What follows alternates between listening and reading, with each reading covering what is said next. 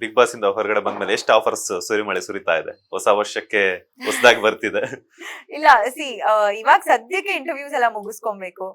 ನನ್ನವ್ರನ್ನ ನಾನು ಇನ್ನು ಮೀಟ್ ಮಾಡಿಲ್ಲ, ಮೀಟ್ ಮಾಡ್ಬೇಕು, ನನ್ನ ಸರ್ಕಲ್, ನನ್ನ ಫ್ರೆಂಡ್ಸ್ ನ. ನ್ಯೂ ಇಯರ್ ಪಾರ್ಟಿ ಬೇರೆ ಇದೆ. ಸೊ ಅದೆಲ್ಲ ಮುಗಿಸ್ಕೊಂಡು ನನ್ನ ಕರಿಯರ್ ವೈಸ್ ಅಲ್ಲಿ ತುಂಬಾ ಚೂಸಿ ಆಗಿರ್ತೀನಿ. ಕರೆಕ್ಟ್ ಆಗಿ ಕರೆಕ್ಟ್ ವೇ ಅಲ್ಲಿ ಮನೋರಂಜನೆ ಕೊಡ್ಬೇಕು ಜನತೆಗೆ.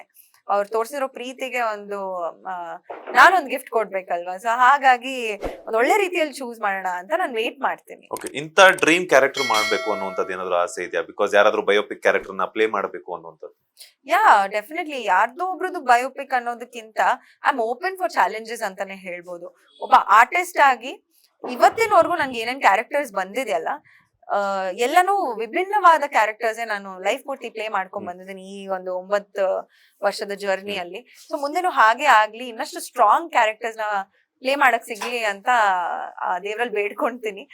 ಎಸ್, ಲೇಟೆಸ್ಟ್ ಹಾಗೂ ಇಂಟ್ರೆಸ್ಟಿಂಗ್ ಸುದ್ದಿಗಳಿಗಾಗಿ ಬಾಸ್ ಟಿವಿ ಕನ್ನಡ ಚಾನೆಲ್ನ ಸಬ್ಸ್ಕ್ರೈಬ್ ಮಾಡಿ, ಹಾಗೆಯೇ ಬೆಲ್ ಐಕಾನ್ ಪ್ರೆಸ್ ಮಾಡಿ. ಇದರ ಜೊತೆಗೆ ಫೇಸ್ಬುಕ್, ಇನ್ಸ್ಟಾಗ್ರಾಮ್, ಎಕ್ಸ್ ನಲ್ಲೂ ಮಿಸ್ ಮಾಡದೆ ಫಾಲೋ ಮಾಡಿ.